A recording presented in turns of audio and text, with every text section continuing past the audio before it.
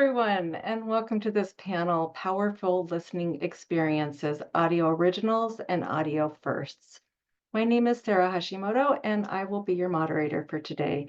I am so excited to be here with Lynne Constantine, the author of Everybody is a Liar, a twisty, keep on your toes until the very last sentence thriller that employs an ensemble of talented narrators who keep listeners guessing.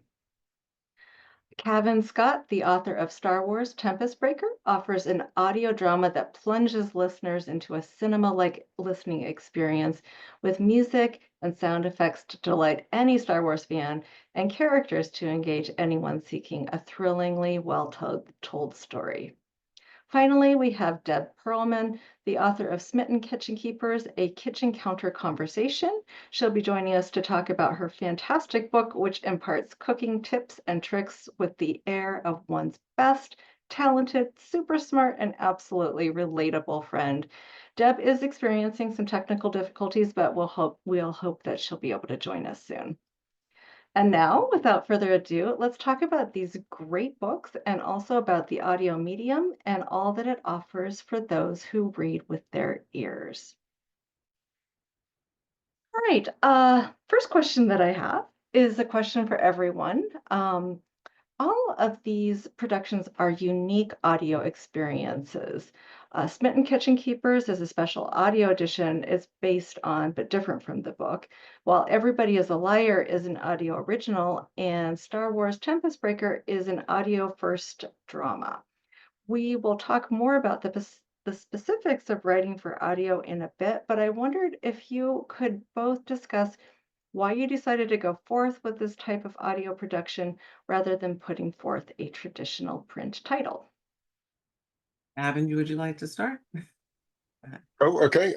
So yeah, with Tempest Breaker, it was commissioned right from the beginning as a drama. It's something I've been doing for scarily nearly 25 years now. Over here in the UK, where I'm from, you might guess from the accent, we have a vibrant audio drama scene still. There's a BBC channel that has audio drama every day, a sitcom that's not sitcom, a soap opera that's been running for like 80 years every day. So it's still very much part of our culture. And so when I started to work with Lucasfilm on Star Wars, they wanted to incorporate that into their offering of the different things they did. So yeah, it was very much commissioned like that. It has no narration. It's literally a movie for your ears, with so you can imagine the pictures in front of you, and it's written as a script rather than as a prose novel.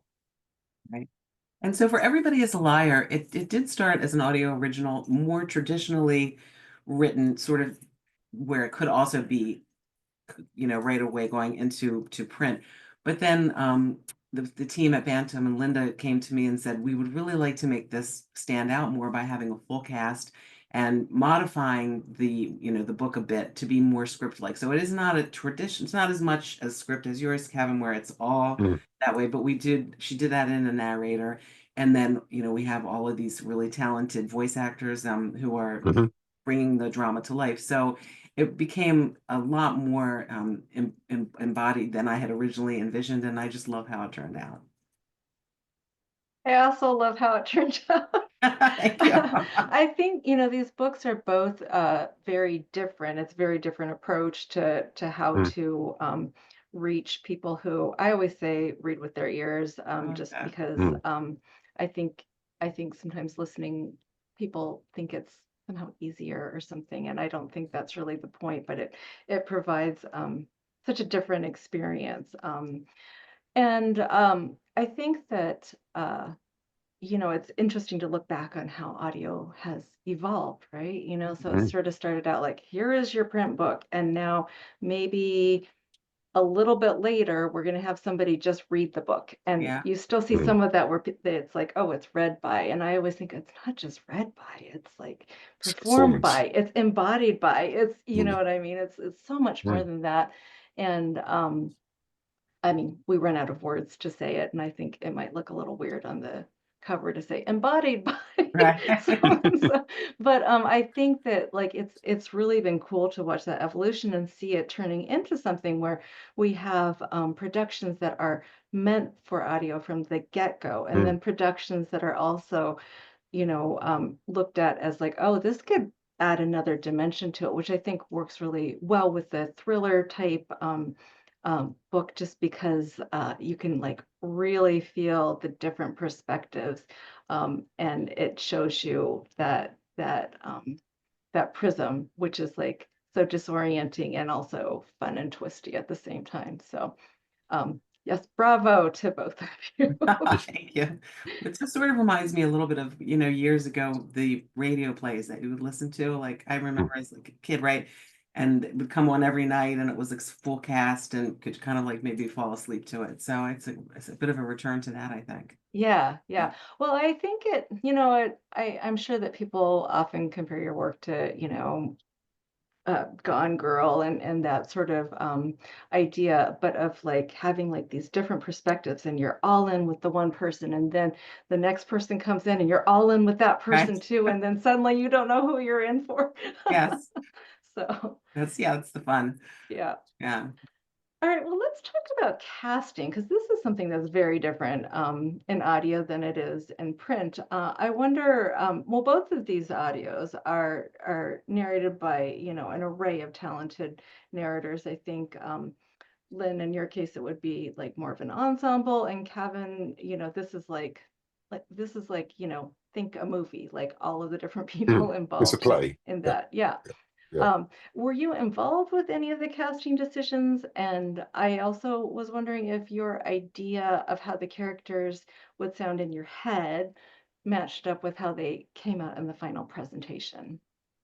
With Tempest Breaker, it's interesting because it's part of a wider initiative called Star Wars: The High Republic, which is books and comics and games, and it's Star Wars, so there's everything. And so these are characters that have been, around for 4 or 5 years now, and they've existed in other media first. So um, the audio is actually a sequel to a previous audio as well called Tempest Runner. So a lot of the casting for this story had already happened. And the interesting thing for this meant that I already knew what they sounded like. So when I wrote this script, our lead character, Lorna D, who's this former villain who's found herself working with the Jedi and doesn't really know why she's there. I knew exactly how the actor playing her would perform it, so I could write to the voice, which was very different to the first time. Whereas I'd been writing a character in comics and then had no idea what she sounded like, and so this time there was definitely a change. As far as casting, I wasn't involved. I mean, I'm cast in this. I'm in this very small. I have a very small cameo. I play a droid. I now can retire. Um, and my daughter, who's at drama school and is a professional actor, she's in it as well. She makes a radio debut on it. So I saw it from the other side as well, of recording it this time. Can you say something in your droid voice? Well, I'm like a decrepit old waiter droid, so I think my best line, and this shows how small the role is, "A drink, madam," and that's about it, really. So I like that. You're good. yeah. I go That's back so and funny. find that. Yes. That's wonderful. So in terms of the casting, what happens is I receive 3 or 4 choices for each voice and listen to them and then get to vote. And you hope that who you choose is available. And in this case, they Mm. all were all my first choices. And I think it's always a little different listening to the book or to the production than when it is in your own head, right? So, but I mean, Mm. I loved every character, and I thought that they really embodied each one, but it definitely sounds different, and it's always that experience. I feel like when, as you said, when you're hearing your book performed, because they bring something extra to it that and it's oftentimes it's like, oh wow, that's I love that interpretation that was brought to it. It might not have been something that I originally had envisioned, but yeah, Mm. it was really I loved listening to it. It was so enjoyable. And yeah, they did an amazing job. That's wonderful. We Oh, keep on going. I know, I was just saying we had a moment. Mark Thompson is one of the main readers of the Del Rey Random House books, Star Wars. He ended up playing 3 roles because they're roles he's already brought to life in the books. Because Mhm. when he records the books, he does all the voices, including Right. the voices from the movies. But also, so he created these 3 characters: Marky and Rowe, our big baddie; Baron Bulan, our sort of like mad scientist; and Skier, who's a Jedi Master, who's also a big lizard. What I didn't realize that when I was writing the script, he would be playing all those three roles again, and they have a lot of scenes together. And they have a lot of scenes when one is torturing the other. So yeah, Mark had to split himself about three ways in multiple Wow. scenes, which was amazing. And again, there's lots of tricks of the trade. They record things with someone else speaking in the lines and that kind of thing. But again, it's one of the joys of the Star Wars audio world, the audio books, is we have these regular narrators who are, let's face it, they're all actors. That's their day job. So they are performers. They do perform, and so yeah, we're used to working with them, and it's great. Fascinating. Do you know if they record? So you said that they splice the parts together because Yeah. that's, Yeah, oh, yeah. So when I was recording my ever so extensive cameo, and my daughter Chloe was recording hers, we just had the director Kevin Thompson, who's the man who's had to bring all this together with the sound engineers. He was just reading in. I mean, we were recording it in the UK. He was in New York. We were doing it over the line, and. I mean, I've come from a audio production background, working on other dramas, and you do it all the time because you can't always get the actors in at the same time. It's like an animated movie. That's probably the best way of looking at it. You come in and yeah. you're forever reading in the other line. There are recordings out there of me doing very bad line readings so actors can respond. And I'm just glad they were never going to see the light of day. But yeah, We it's need to have I a mean, it's the blooper talent. reel. Yeah, yeah, no. But it's the talent and the sound engineers, and the editors. I mean, Yeah. I can't imagine what it's like for these people having to sort of, they get, Yeah. like a movie with all the, things that ended up on the cutting room floor, but there's multiple takes, just as you'd expect. There's different line readings, there's different responses, and then they've got to gel it together. So it sounds like they're in the same room, all these characters, which that's exactly how it sounds. Oh, And on top of that, you add all the sound effects and Sound the music, and yeah, it's incredible. I did not realize that he played three characters all in the same, like different Mm, characters in the same scene. That's amazing. And mm, um, I think every person who listens has their own like particular pet peeves and things like that and mm, things that they notice. I know some people who are like, oh, the sibilants, the S's, that's so much. And I never noticed that at all. But mm. things that I do notice are splices, like very much like I just like my ear just like goes to that. And I didn't hear anything, like nothing. It was beautiful. That's seamless. That's amazing. Yay. I know. I'd love to take credit, but it's nothing to do with me. It's all the Yeah. sound engineers. They That's are wizards, absolute oh, wizards. that's so cool. Well, I thought that the voice for Lorna was perfection, actually. I mean, just it just Yeah, like she's amazing. matched, like it had that kind of rougher quality that sort of like spoke to the experiences that she'd had and all of that. So anyhow, they did a great job. And I think it's interesting too, Lynn, to hear your experience listening to that as a writer, but then like maybe seeing it differently as a listener too.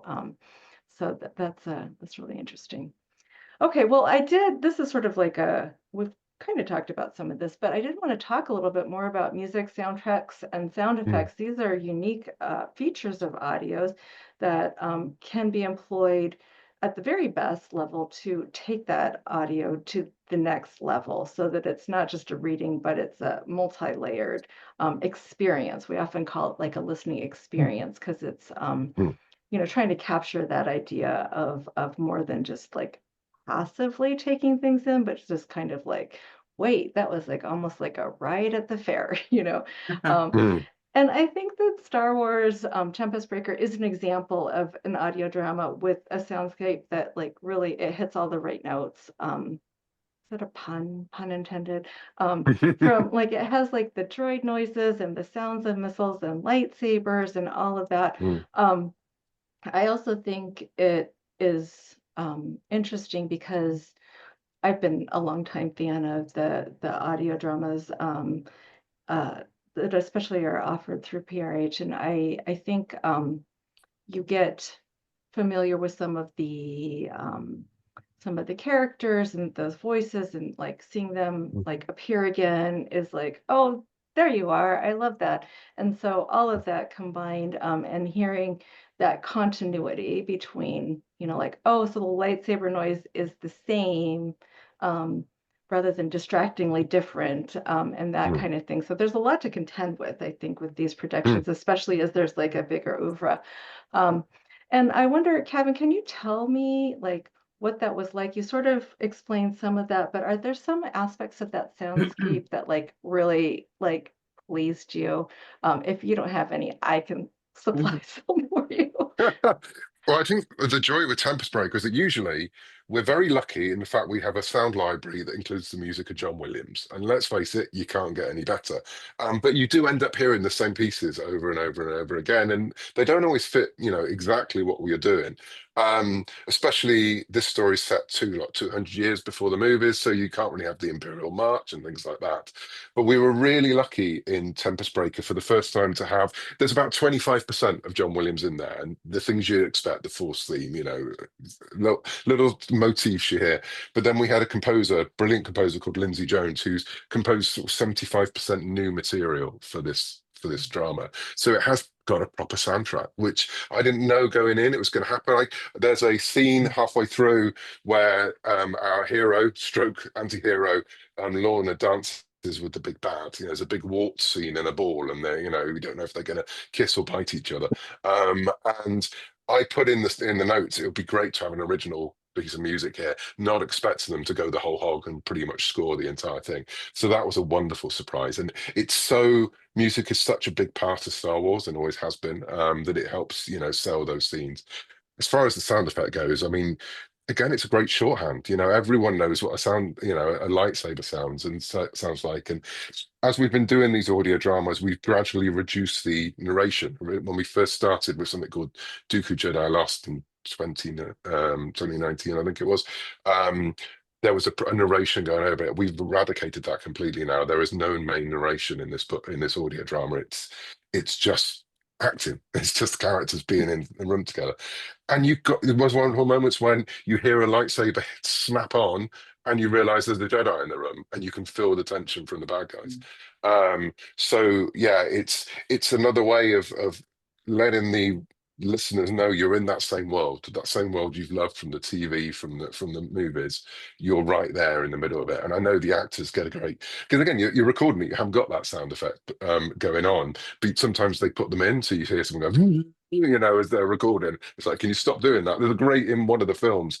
Lorna Dern says pew pew every time she fires a gun, and they had to cover it up. And we hear people do that in the booth sometimes. And I know, talking to some of the actors, when they finally hear it afterwards with everything mixed in and starfighters screaming across the sky and things like that, that's when you see them being like little kids going, I'm in Star Wars, because it really makes a difference to the experience.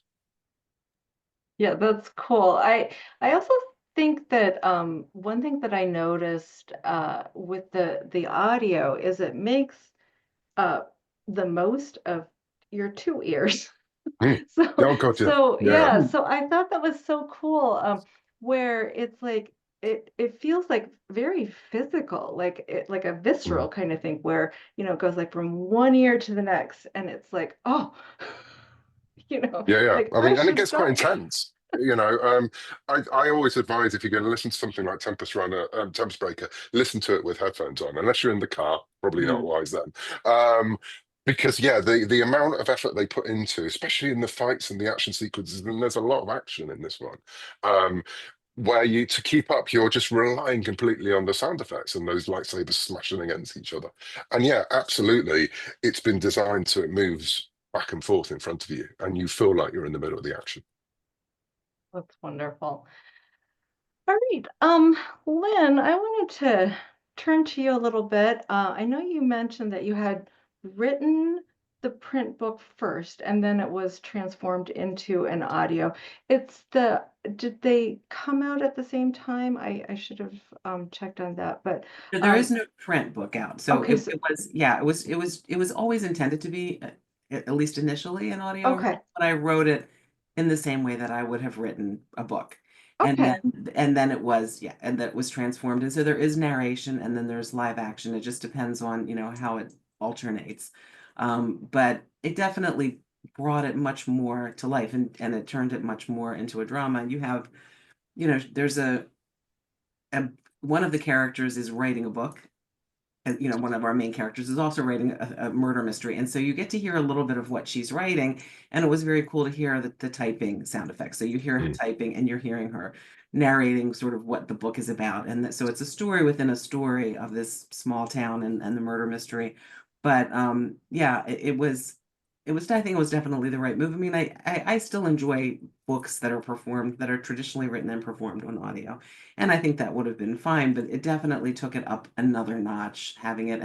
And people have been, when I've looked at some of the early reviews, they've really enjoyed the full cast and saying it, that it was a lot of fun. It's like a 3.5 hour listen, I think. So yeah, it's kind of like a Yeah, good amount if you're doing a little trip, put it in the car, right. right, and listen to it. Right. So then when you were going back and like making edits and you knew that like this was going to be audio, um, did you make any changes into how that was presented? Like did you like put it into a script kind of thing? Or I'm also wondering if you included, like, did you just let the people who were selecting possibilities for casting? And also, I think it's so great that you got a chance to weigh in on that. That's wonderful. I don't know if that's always the case, but it should be. It is, yeah, it has Yeah, been so far in my yeah. That's awesome. It always kind of I always imagine, especially like with movies where people the writers don't get a say no, you sometimes, and I don't, just yeah. think that must kill you. So Sometimes, yeah. yeah. So but I'm wondering, did you give them like descriptions of the character, or did you let them just decide what they thought based on the book? I mean, initially, there's a questionnaire, that's filled out with Penguin, and you do kind of describe the characters and where they're from and what kind of accents they might or might not have. So they had all of that information, but I have to say the team really did all of this on their own in terms of the sound effects and modifying the manuscript so that it would lend itself to the format. So that was really seamless for me. It wasn't a lot of, it was their kind of idea.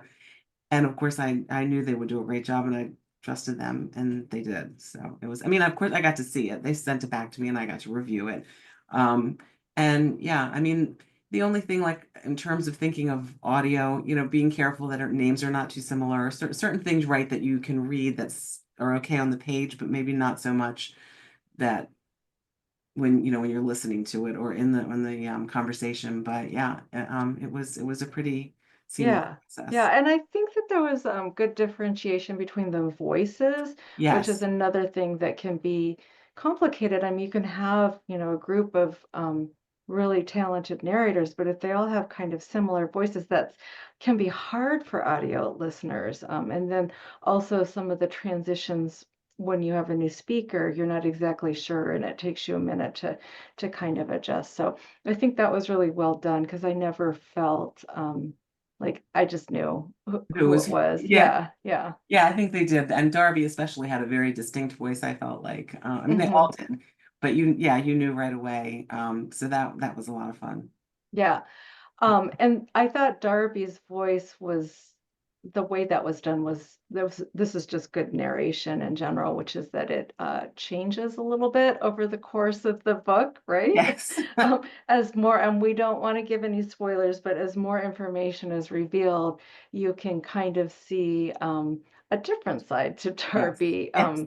coming through, and I think that that was like very much put through with the skills of the narrator. So that was Yeah, cool. 100%. Because those are not, yeah, I mean, that is a good narrator who really embodies the character and looks at the whole thing and figures out, the nuance that Right.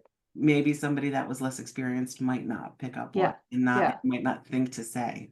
So, Right. yeah. Yeah. I mean, I think narrators probably approach this in different ways, but that was clearly a case where they had they knew the whole thing, they knew the story arc, and they had made decisions about how to show that their vocal expression. Yeah. So I thought that was cool.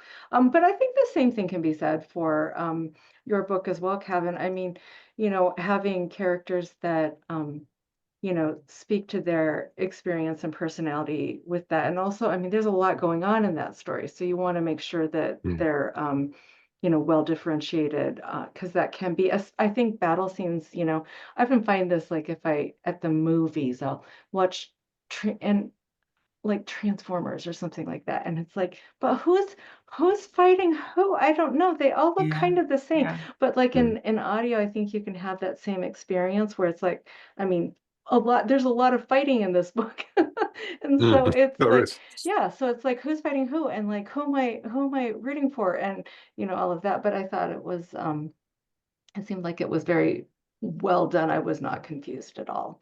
So Well, that's good. I mean, we did rely a lot on the accents, even though we're in a galaxy far, far away. There's a lot of Earth accents. So, Mhm. Lorna's got a French accent. Some of the Jedi are English, some of the Jedi are American. They're not, obviously. They're all from a long time ago. But yeah, that we definitely use that to help differentiate. And again, it's written, as I said, definitely as a script. So we do produce a script book, and we have done for all the Star Wars audios. It's coming out, I think, in May next year, when we reproduce the script.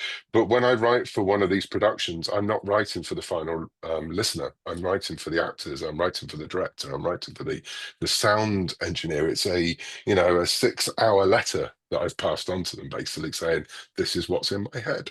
And so it has notes in there about how the characters are feeling, things that are happening visually, that so they can imagine what's going on. And just in the same way as when you're writing a screenplay, you have direction there. You explain what the characters are doing. So the great Foley artists who have these vast databases of sounds, and also great new sounds all the time, can match it to the action to try and help with that situation where you're trying to follow this and having to imagine what's going on. So when you're saying that it's a script that, and I think the script it's coming out in May, so Yeah. after the audiobook. So it's an actual script, like it's Mm. written as a script. Yeah, That's there's no very, prose. Yeah. yeah. And you mentioned in the conversation before we started recording that you didn't used to do that, is that right? That But it's an the plan was we originally weren't going to do script books, but then there was a response for people as well, because it was for a lot of people a new way of experiencing stories. And also being audio, there's a certain part of the audience who wouldn't be able to experience those stories, so they wanted to not miss out, especially when Right. you're doing it as part of a big initiative where every story adds a little bit extra to it'd be like the Marvel movies, not being able to see one, and then having to try and work out what's going on. So they produced the audios, and we found they produced the scripts. People have been listening to the audios and reading along. And for me, I love it because it's a way of showing fans how these things are made, to peek behind the curtain a bit and explain how we do it, which again, I think is part of something like Star Wars, because hopefully you're inspiring the next generation who want to be writing these adventures in the future. And we're seeing, as audio dramas come back a bit more into favor and through podcasts, people are going out and trying their own, which is which is great, which is, as a writer and a creator, I'm really excited. I mean, I shouldn't be, because it's more competition for me down the line, Right. but Yeah. actually, as someone who loves audio drama and just wants to spend as much time listening to it, I love the fact that people are now trying it out themselves. That's Yeah. great. Yeah, that I think that's wonderful just for the inclusivity, but also because it can be reading with your eyes and your ears are complementary experiences in many ways. So having to put your eyes on the, sometimes I look at the how a character's name is spelled. It's like, oh, really? Yeah, Interesting. Yeah, exactly. So it's Yeah. true. so like it can be helpful that way, no matter what your reading level is or whatever. And I do think that there are probably younger people who are, like just really excited about the story. And so they're listening to the audio and then maybe Mm. reading along. And that I think can also be a great way to kind of up somebody's vocabulary and like, Oh, absolutely. Yeah. yeah. And I So sneak information into the scripts that you wouldn't know otherwise. So yeah. sometimes if you read the script book, there's little bits in description about characters, you get a little bit of backstory. Ah, that's so Again, because cool. it's for the actors, you know, so Yeah. they know who these people are. Because they've not read every book, they've not seen every cartoon. They, you know, so you have to explain to them why these characters are acting like they are. But again, yeah, you can put these little snippets of information in that Star Wars fans love information. They love everything they could know about a character. So you start seeing it popping up online, you know, as Yeah. soon as you put in the descriptions. It's great.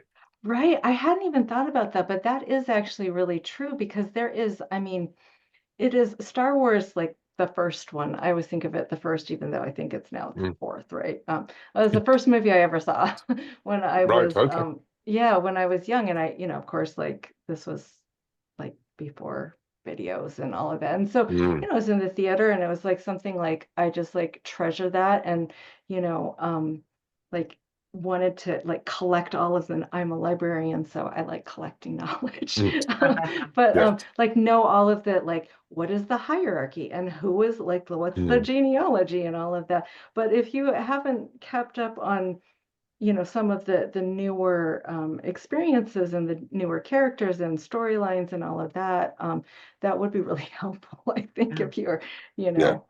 depending on your knowledge. So, um, I also love it when you have something original, like Lynn's been producing there, that again can surprise you in it's a very different experience to reading, you know, because you can't flip back and go and check, you know, Yeah. it can, some shocks can be really shocking because you haven't seen it coming, yeah. and you can't nip ahead and try and find out what's Right. going on. Right. That's You've true. got to, the story has to come to you, and I love that. Yes. Okay. So I totally love that too. And I was actually thinking about that really specifically in terms of your book, Lynn, because I am a very bad print reader, which is to say that I always read the ending first. Oh no, you're one of those. What? Oh my gosh. Terrible. I That just is can't. terrible. I can't. My family is there like, I can't. I don't want to see you. Like, I can't be associated with you, but I can't handle the tension. You get But nervous. Yeah. Yeah. so it's like it makes me feel so much better, even though I know who did it or whatever. I, It makes me feel better. But I could not do that. You can't do that with audio. You're just there. You buckled in and you're going. And I thought that was like that worked really well with your book because it like keeps you like kind of like, oh, I should just, oh, but I can't. I can't fast forward. Okay.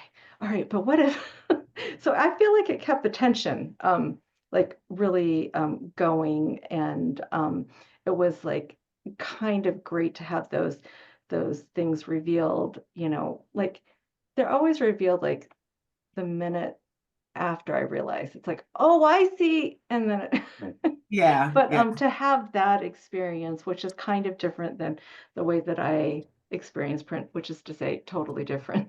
When I Well, I'm experience wondering if I print. should start putting a thing in the beginning to say, like, don't worry, So I mean, typically things work out. I mean, things have shifted a bit in my work that sometimes bad things do still happen to good, you know what I mean? It sort of used to be you knew, okay, we're putting this person in jeopardy, but he or she's going to make it out. It's going to be fine. And for the most part, I mean, I do sort of like justice to be served, and I like to work things out so that at the end of the book, people are not upset. But and things have shifted a bit so that you don't always know that someone's going to make it out. So I understand your point, but in this case, it would have ruined everything if you had read Yes. ahead, right? Because it Yes. really, like, that final reveal is the last, what, two paragraphs, which Uh-huh. you think one thing, hopefully, and then it's a complete, because I had a lot of fun with this one. This is really one of my favorite twists of everything that so far. And Yeah, I want to talk about it, but we can't talk about I know, I it. know. Yeah. But yeah, I think that's actually like kind of a cool thing about the audio medium. I mean, I suppose you could fast forward, but it You doesn't make could, but the same kind of yeah, sense. Yeah. yeah, yeah. You Yeah. could go to a chapter ahead. But I know, I mean, there are certain shows I'll watch, and the tension, and I have actually, especially if I'm watching after they're all loaded, I will go online and be like, okay, is this character because I know what you're saying. You just want to know they're going to be okay. And then you can kind of relax and watch Yeah. as they're put in that final jeopardy. So I do understand that. Yeah, yeah. Well, I'm a tender soul.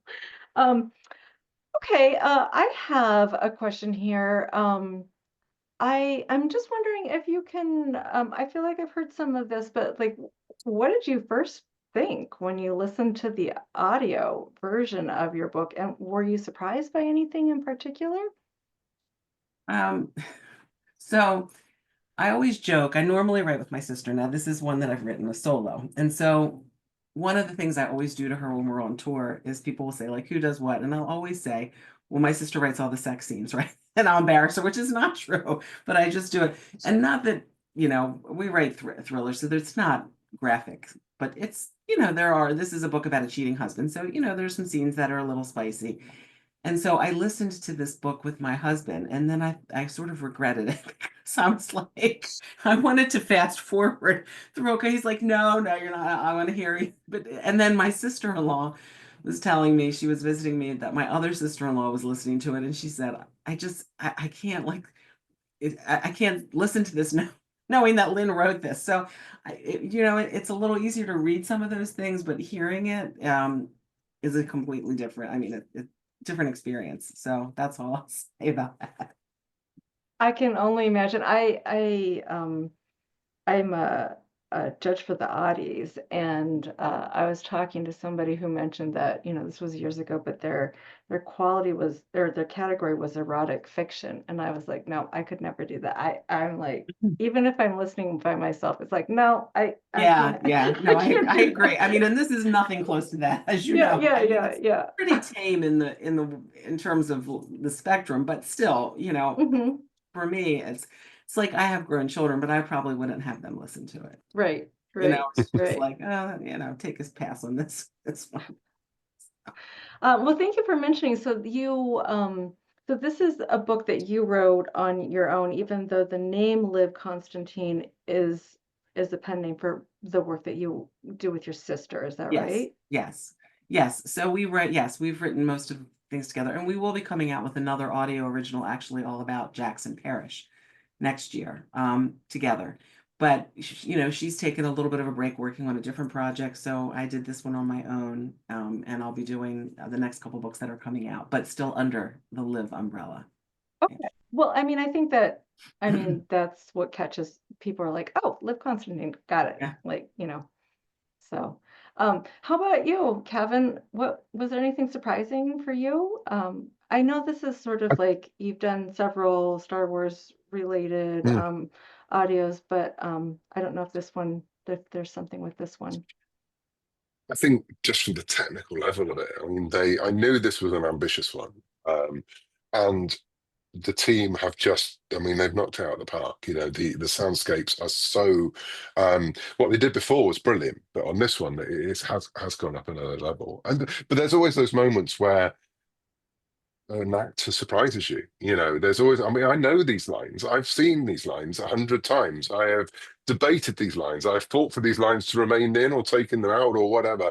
And yet still sometimes they make me cry when I hear someone actually performing them because you don't expect that emotional impact that an actor gives something. And yeah, there's a couple of moments in this where it knocked me backwards, because again, it's a collaboration, and that's what I love about audio drama. It's not just you writing a book and putting it out, which is something I love doing, but it's a very different experience. With this, you are passing it on to someone else and saying, here, see Yeah. what you can do. And so there have been moments in as I said, the last drama we did with these characters, Tempest Runner, some of the performances have inspired the way the characters have gone, because especially Lorna, the lead character, because I could hear a vulnerability there which perhaps wasn't in the character before, but now has become very much a part of that character. And so she's got, as I say, she's got a bite in just about every sense of the word. She files her teeth regularly every night. But beneath that image, there's also someone who has been hurt and hurt other people because of it. And a lot of that comes from the first performance in the first drama, because we realised, oh, that's something we could lean into, because it was there, but it wasn't as advanced and as focused. And I'm Yeah. wondering, do you ever get to the actors or any of the producers ever come back and want to change lines, or do they pretty much stick to Oh, what? all the time. All the Okay. time. I mean, yeah, I mean, there's yeah, I mean, when you're working on Star Wars, there are so many people that have a say in what's going on, and they have to make sure it's true to Star Wars, it relates to what's going on elsewhere in the galaxy as well, because Right, there's obviously lots of things going on at all times. Um, and but of course, it doesn't end with the scripts. Decisions are made in the recording booth. There right. are, actors will come in and say, well, what if we try this? And with something like Star Wars, perhaps it is a little bit more restrictive. Again, I've worked on other audio dramas where entire sequences have come back, and because of the experience of workshopping that scene, things have changed, and that's part of the joy of it. It is a very different beast to writing something in Yeah, prose, yeah. or an audio book that's a recording of an existing story. Right, right. It's an evolving story that is a collaboration of so many people. So were you right there or do they like get back to? I mean, is it an immediate thing where you're there and they're saying, "Can we change it?" Or Sometimes, I mean, sometimes they don't get back to me because I'm in the UK, they're in LA or New right, York or right. whatever. There's not always the time. But for other productions, I've been there in the booth and I've been rewriting as stuff goes on. There was one audio drama I did when the producer decided that one of the guest stars, it was an ongoing series, they loved the guest star so much and he couldn't die at the end anymore because he had to come back. So Oh, I wow, rewrote the that's a big ending change. in the green room. Um, That and sounds and then we awful. it was a challenge, and it was exciting because you suddenly, it's like getting the ultimate note from your editor in the last minute before you go to press. I knew in 3 hours time he had to record that scene, so we had to make sure it worked. But yeah, I mean, it's I say it's like a production, it's like a play, it's like a film. It's until it's actually edited and put out there, it can change. Wow. And we can switch scenes around, we can play with what goes out, we can re-record things, which happens every now and then. Not on this one, but it can happen. um so yeah, it's a team effort, definitely, for sure. That's I'm amazed that you didn't do re-recordings. That's incredible. Mm. So, Lynn, have you had that experience where you had to change things because of the audio presentation, or did they well, just go with that? I mean, this one, yes, there were certain things that we had to add a narrator in because there were certain chapters that were completely dramatized and then some that did require narration because of there was a lot of in a book, of course, you've got inner monologues and a lot of that going on, and it wasn't easily adaptable to straight drama, so that came into that. And then, of course, but most of it, by the time it was adapted for to be more a full cast audio, I had already gone through the editorial process, but it's similar. Of course, you get a big letter and there's lots of changes that happen for the better, which is great because as the Mm. writer, we're here and we see one thing, and you do need someone to come in with a view from the top and say, this is, I don't understand this, or this isn't working, or and similarly, not in this book, but I have had things where the endings changed or the killers change, and it's a whole rewrite. But thankfully, it wasn't Mm. anything major that required a lot of changing around in this one. So that was good. It's a Yeah, relief. Yeah. I don't know. Having somebody make me change it in the booth would be the end of me. Yeah, that's a little stressful. It was an extreme situation. It was, Yeah. but there's also the part of me was going, they like that character so much they're living. So that's, That's kind that of Yes, character cool. was Yeah. originally meant Yeah. to die, but they wanted them to continue. So that was a good thing. But yeah, it was, Like, the adrenaline was running, let's put it that way. yeah, well, it's like Dexter. I don't know if you guys are Dexter fans, but now they're doing, Mm. and I was so sad that he died, and now they've got Dexter Resurrection. So I guess there's always a way to bring a There's character, always a way. right? No Yeah, one is ever gone. right. I'm going to ask you a similar question, Cavan and Lynn, later on, but I just wanted to say that was one thing that I really appreciated about your book, and I tried to capture this in the introduction, but it's I think a lot of people will mention, the bells and whistles and the soundscape and all of that, which is all wonderful. But I think at its heart, also, there's a lot going on in terms of the story and the character development Mm. and that sort of thing. So I think that's one thing that I really appreciated because it's I mean, it is thrilling and just lots of fun on many different levels, but it's also, I think there are some parts of it, especially with Lorna, that are extremely moving and, affecting. And I think that is one of the great things about the entire Star Wars experience is that the characters are important, and Mm. that you come to know them and you know their story because you're invested in them, And so I think Mm. that really came through in that book. So Oh, that would thank you. be, yeah, that would be my takeaway. But I am wondering, would you consider yourself a listener? And this is for both of you, a listener, a reader, or both? And I just want to say it's a-okay to be one or the other and not both. I actually was just speaking with a narrator, like an amazing narrator, and I asked this question to him, expecting that he'd be a listener, and he's like, "Oh no, I don't listen to anything, and I wouldn't even listen to my own work." How funny. And I thought that was interesting. He said he just doesn't take in information that way. And, That's true. I mean, they're auditory and visual, right? Yeah, yeah, Mm. I'm more of a reader. However, I will, like I said, the drama I like listening to. So I think the full casting is more interesting to me to listen to. But in terms of if it's a book, in print version or audio, I'm gonna lean towards print. okay, good to know. I'm definitely a both, absolutely both, because it means I can absorb more stories. So, I'm very much like there are times when I'm reading, and there's times I'm reading through someone telling me a story. Um, I don't listen. I quite often not don't listen to my own things, mainly because then it gives me another chance to edit it in my head. Yeah, yeah, And it's Tempest Breaker. I'm about halfway through at the minute, and it is quite difficult sometimes because you always hear things. It's like when you of read back, course. Yeah, you're like, oh, I should have read read back that. novels. Yeah, Yeah, exactly. You're like, oh, yeah, why did I let that one go through? yeah. Um, but yeah, I mean, yeah, I definitely, I say I love audio drama. I love podcasting. I love audiobooks. There's always something playing. Um, if I'm not reading a book, and I'm also one of the people who do that thing where you start a book and then you can, through the Kindle, have someone, go over Yes. to the audiobook, which I Right, love right, because it means right. I can keep it going, Yes. and walking and Yeah. things. So yeah, because driving you're not supposed to read, which I'm always upset about. But if I'm stuck in a book and I really want to carry on, but I've got to drive ahead of me, I can then switch to the audio. I What did Um, about see you, somebody Sarah? doing that once where they had a book and they were driving. I was like, oh, I feel like this is bad. What yeah, about it's you? bad enough being on your phone and texting. Yeah.